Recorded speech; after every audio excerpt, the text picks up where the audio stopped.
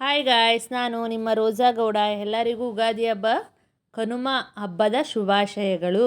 ನಾನಾದರೆ oil ಏನು use ಮಾಡ್ದಂಗೆ ಚಪಾತಿ ಯಾವ ಥರ ಮಾಡೋದು ಅನ್ನೋದು ಈ ವಿಡಿಯೋದಲ್ಲಿ ತೋರಿಸ್ತೀನಿ ನೋಡಿ. ಚಿಕನ್ ಫ್ರೈ ಆದರೆ ತುಂಬ ಟೇಸ್ಟಾಗಿದೆ. ಒಂದು ಕಡೆ ಮಾಡಿ ಎತ್ತಿಟ್ಬಿಟ್ಟಿದ್ದೀನಿ. ಇನ್ನೇನು ನೋಡಿ, ಸ್ಟವ್ ಮೇಲೆ ಒಂದು ಹಂಚು ಇಟ್ಕೊಬಿಟ್ಟು ಹಂಚ್ ಮೇಲೆ ನೋಡಿ ಚಪಾತಿ ಹಾಕಿದ್ದೀನಿ. ಏನೂ ಆಯಿಲ್ ಹಾಕಿಲ್ಲ. ಒಂದು ಕಡೆ ಚಪಾತಿ ಒಂದು ಕಡೆ ಸುಟ್ಕೊಬಿಡ್ಬೇಕು.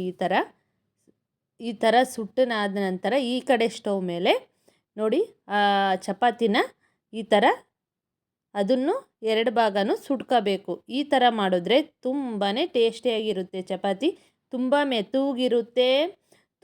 ತುಂಬ ಹೆಲ್ತಿ ಫುಡ್ಡು. ಯಾರಾದರೂ ವೆಯ್ಟ್ ಲಾಸ್ ಮಾಡಬೇಕು, ಶುಗರ್ ಪೇಷಂಟ್ ಯಾರಾದರೂ ಇದ್ದರೆ ಈ ಥರ ಮಾಡಿಕೊಡಿ. ನಾನಾದರೆ ಮತ್ತು ಸೌತೆಕಾಯಿ, ಈರುಳ್ಳಿ ಎಲ್ಲ ಕಟ್ ಮಾಡ್ಕೊಂಡು ಚಿಕನ್ ಫ್ರೈ ಮತ್ತು ಚಪಾತಿ ನೋಡಿ ಎಷ್ಟು ಟೇಸ್ಟಾಗಿದೆ ಅಂದರೆ ತುಂಬ ಟೇಸ್ಟಾಗಿದೆ. ಇದಾಗಿತ್ತು ಗಾಯ್ಸ್ ಇವತ್ತಿನ ವಿಡಿಯೋ.